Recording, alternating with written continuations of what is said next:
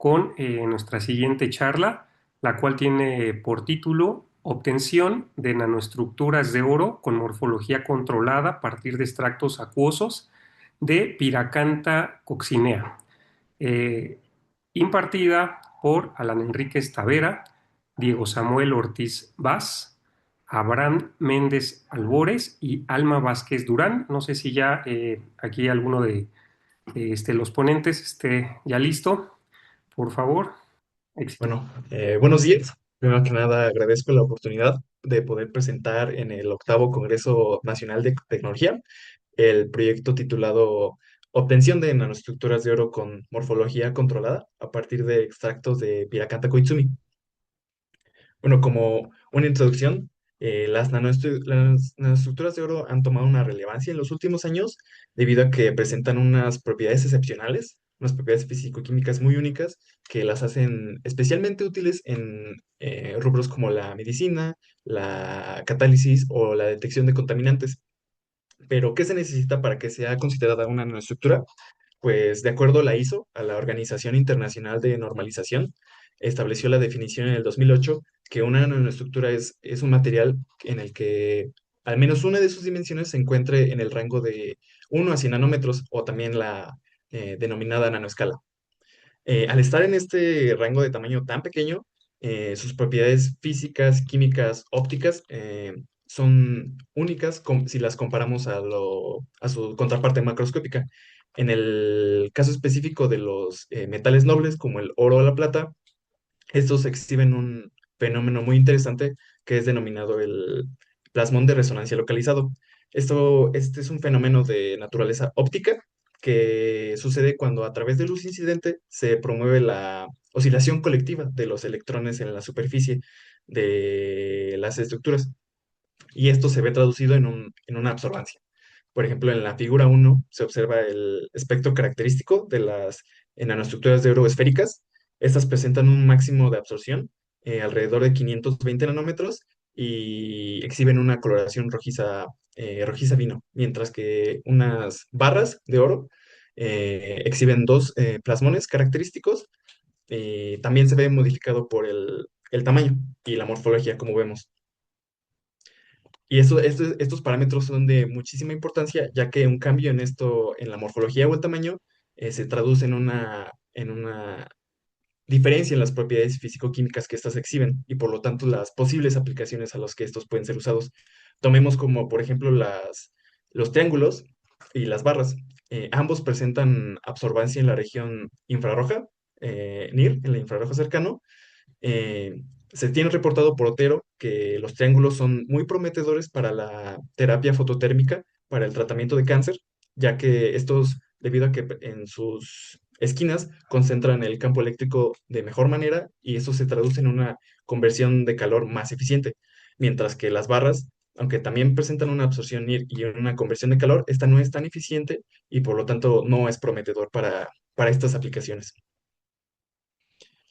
Pero ya, ¿cómo obtenemos estas nanoestructuras, no? Existen los métodos tradicionales, que son los químicos, pero estos incurren en unos riesgos tóxicos y ambientales, ya que usan, por ejemplo, reductores peligrosos como el borhidruro de sodio, o se requieren de surfactantes tóxicos con el ambiente, como el CETAP o el CETAC.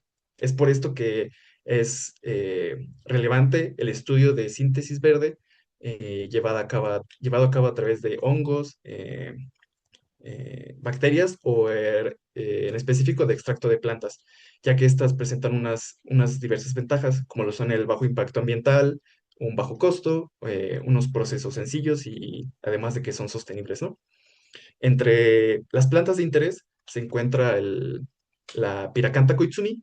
Este es un arbusto nativo de Taiwán. Es un arbusto perenne. ¿Esto qué quiere decir? Que presenta sus hojas verdes a lo largo de todo el año, no le afectan las estaciones y presenta un alto contenido de compuestos fenólicos bioactivos como los flavonoides o los taninos, que son agentes reductores y estabilizantes para la síntesis verde de nanopartículas metálicas, tal como reportó Ramos este año con la síntesis de nanopartículas de plata a través de extracto de Pyracantha koizumi. Y bueno, también hay un estudio que reporta que sus flavonoides más presentes son la rutina, la isoquercitrina y el hiperóxido. Entonces podremos asumir que estos son los responsables de llevar a cabo dicha síntesis.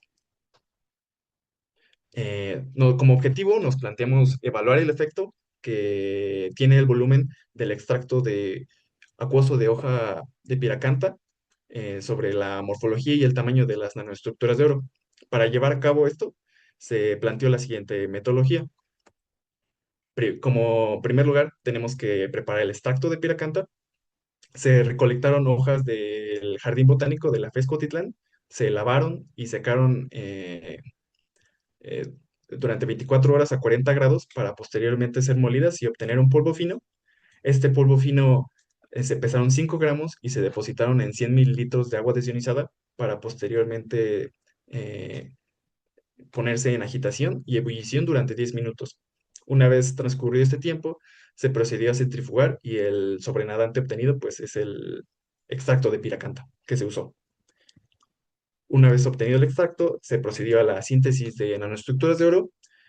Todas las síntesis se llevaron a cabo en un volumen final de reacción de 5 mililitros con una concentración de oro final de 1 milimolar. Los volúmenes usados fueron de 400, 600 y 800 y 1000 microlitros de extracto de piracanta. Una vez añadido el volumen, se procedió al calentamiento y agitación con 50 grados de temperatura y durante 30 minutos. Una vez transcurrido este tiempo, perdón, se observó un cambio en la coloración y se retiró del calentamiento. Una vez que se obtuvo las nanoestructuras, se procedieron a caracterizar con la técnica UV-Vis para detectar el fenómeno de plasmón de resonancia, como ya se los comenté en la introducción, el DLS para estimar el tamaño de las nanoestructuras, el potencial Z para medir la estabilidad de estas nanoestructuras y por último TEM para ver su tamaño y morfología real. Las imágenes TEM obtenidas fueron analizadas por el software de ImageJ. Estos fueron los resultados obtenidos. En la figura 7 eh, se observa los sistemas finales que se obtuvieron. Si bien no se alcanza a ver que hay un cambio de coloración, bueno, en la figura 8 se presenta el espectro UV-Vis, donde se confirma que efectivamente se obtuvieron nanoestructuras por la presencia del fenómeno de resonancia de plasmón. Pero se observa un comportamiento muy interesante, ya que en el espectro se observa que presentan dos plasmones y conforme se va aumentando el volumen de extracto usado, estos sufren un corrimiento a longitudes de onda menores. Por ejemplo, con el volumen de 400 microlitros, el segundo plasmón no lo detectó el equipo porque estaba por encima de los 1000 nanómetros, ya en la región IR. Sin embargo, cuando se aumentó a 600, este ya fue detectado en 967 nanómetros. Eh, con 800 fue detectado en 867 y con 1000 microlitros fue detectado en 784. Este comportamiento se ve de igual manera, pero eh, un poco mayor atenuado en el primer plasmón, con un corrimiento igual a longitudes de onda menores. Y esto está reportado que tiene que ver con la obtención de estructuras de menor tamaño. Para comprobar esto, se procedió a las imágenes TEM, con la microscopía electrónica de transmisión. En la figura 9 les presento la imagen TEM de las nanoestructuras obtenidas con 400 microlitros de extracto y como se observa, las nanoestructuras predominantes fueron platos y poliedros, contabilizando un 99% de las nanopartículas contabilizadas, mientras que solo el 1% correspondió a esféricas. Este comportamiento ya se había reportado antes con Juan en el 2007. Él realizó una síntesis de nanoestructuras de plata y oro con extracto de planta de Cinnamomum camphora, perdón, y él establece que en un menor volumen de extracto se corresponde a una menor cantidad de compuestos bioactivos, lo que se traduce en una nucleación más lenta que promueve un crecimiento de este tipo de morfologías y así como un tamaño superior a los 100 nanómetros, como se observó en este caso con nosotros de 400 microlitros. Sin embargo, cuando se aumentó el volumen a 600 microlitros, vemos que ya la presencia de los platos y poliedros ya no es tan predominante. Ahora los platos solo contabilizan cercano al 19%, mientras que los poliedros solo un 56%. Así como en el histograma se observa que el tamaño se redujo considerablemente, ya hay muy pocas nanoestructuras superiores a los 100 nanómetros y hay un aumento considerable de la morfología esférica. De igual manera, se conserva la tendencia con 800 microlitros, con una disminución de los platos y poliedros y un aumento de la presencia de las nanoestructuras esféricas y de igual manera una disminución considerable del tamaño. Y por último, con 1000 microlitros, la predominancia de la morfología esférica es obvia, con un 65%, mientras que los platos y polígonos solo contabilizaron un 30%, ¿no? Y para que tal vez en las imágenes TEM no se observa bien por qué me refiero con poliedros, ya que es una imagen 2D. Sin embargo, estas son imágenes recientes del equipo de trabajo. Aquí se observa bien que si bien en TEM podría de primera manera pensar que son esferas, en realidad no, son poliedros, ya que presentan caras. Y sí, solo para tenerlo en cuenta y que sea representativo. De igual manera, se realizó la comparación de los tamaños con DLS. Y sí, se observó que la tendencia se mantuvo con una disminución generalizada del tamaño de las nanoestructuras. Sin embargo, los tamaños promedio obtenidos con DLS y TEM difieren un poco, debido a que DLS pues, no mide el tamaño real, sino que el radio hidrodinámico, por lo que aumenta el tamaño promedio de las nanoestructuras.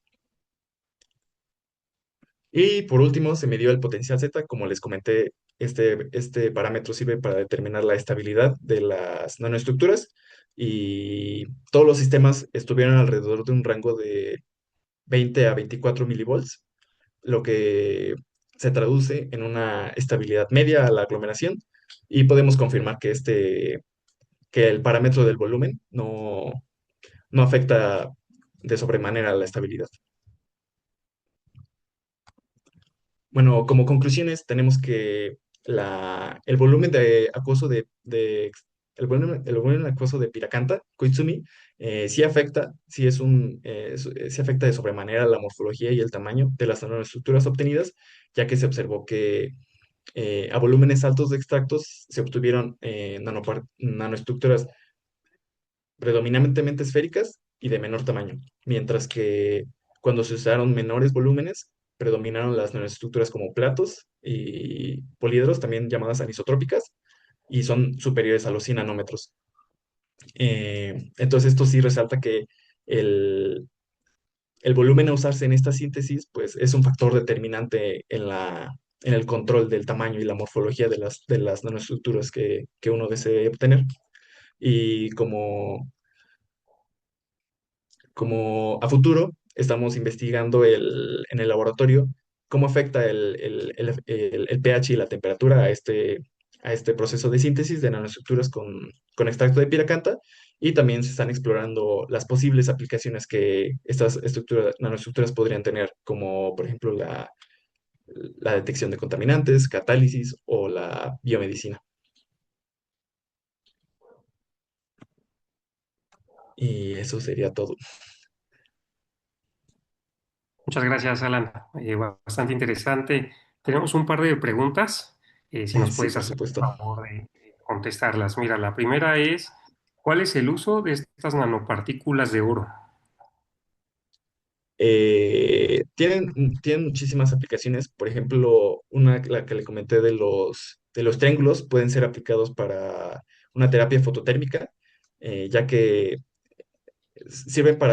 podrían servir para tratar el cáncer, ya que transforman la irradiación IR en calor y esto mata de manera localizada las células de cáncer. O, por ejemplo, las nanoestructuras, perdón, esféricas, debido a que exhiben un color, como ya se observó, un rojo, y vemos que el tamaño es un factor determinante. Eh, ha habido reportes que sirven para la detección de contaminantes, especialmente en el campo, por ejemplo, el glifosato se ha servido para detectar este contaminante a través de un cambio asociado al tamaño de la partícula. promovido por el contaminante. Muchas gracias. La siguiente pregunta es, ¿qué ventajas presenta el uso de extractos vegetales en la obtención de nanoestructuras de oro frente a los métodos químicos convencionales? Bueno, en primer lugar, es un proceso muchísimo más sencillo, requiere de, al menos esta síntesis se realizó a menos temperatura y también pues no estás generando subproductos no deseados que sí podrías generar con una síntesis química estándar.